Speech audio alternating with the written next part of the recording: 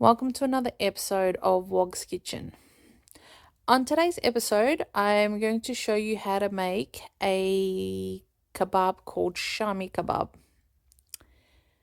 Alright, so let's get started. In a deep pot, I've got 2 kilos of boneless beef. To each kilo, I'm going to add 2 large onions, 3 large tomatoes to a kilo, a whole heap of garlic, and probably 2 thumb size of ginger. I've got 2.5 cups of lentils or dal, and I'm going to add about 1.5 liters of boiling water.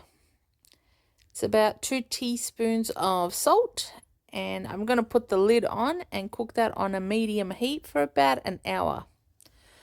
Once that's cooked, it's going to look really yucky and mushy, which is fine. This is basically what we want. I'm going to put all of that into a food processor. And then I'm going to take it out of the food processor. Unfortunately, this is a little bit of a long process, but it is very simple. So the next step, what I'm going to do is I've got 5 large green chilies here, and I'm into the food processor, and I'm going to chop it finely. Into the green chilies, I'm going to add 2 bunches of coriander. And the same process is I'm going to blitz it up in the food processor once it's really nice and fine.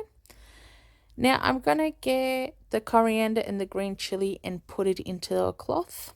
Now what I'm going to do is I'm going to squeeze the liquid out of the coriander and the green chili.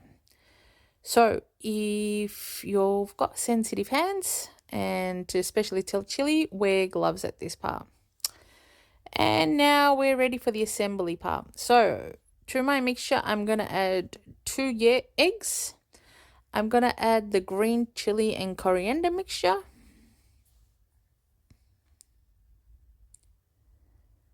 I'm going to add 1 packet of Shan masala of Shami kebab.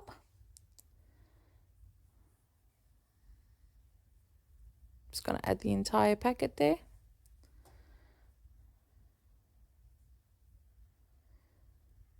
So I'm going to add 2 tablespoons of coriander powder.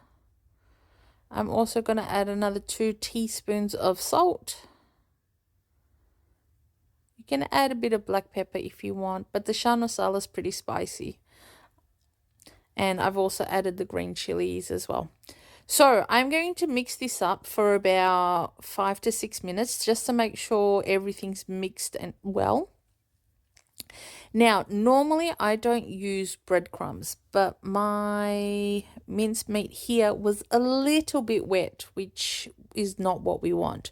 So to thicken it up, I'm going to add breadcrumbs, only a little bit at a time, and I'm going to add enough till I can form a shape with this meat. And as you can see that the meat is holding its shape, so now I'm going to get started. I'm going to oil my hands. And I'm just going to grab a fistful, and I'm going to mold it into a log type shape. The reason why I'm going back and forth is I'm making sure that there's no creases in the meat, because what happens is if there is creases in the meat, then the oil gets into it and then it breaks. So my secret here is once I've made the shapes, I put this now in the freezer for about 40 minutes. This way the Shami kebab doesn't break once you're frying it. Which is basically it. So I've got a fry pan here, and I've got a paper towel on a plate there. And that's it. And this part is really, really quick. You literally just need to fry it on for about anywhere from 30 seconds to maximum a minute. And I'm gently twisting the kebab over as well, so just make sure it's fried on both sides.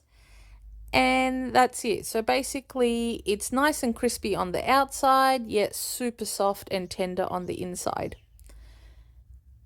And that's it, guys. It's a really easy recipe. It's just a little time consuming, but other than that, I hope you enjoy it. I did make a couple of mistakes in this video. I'm going to write it in the comments what mistakes I made and how I rectified it and how I would fix it next time. All right, thank you very much for watching another episode, and till next time, have a great day.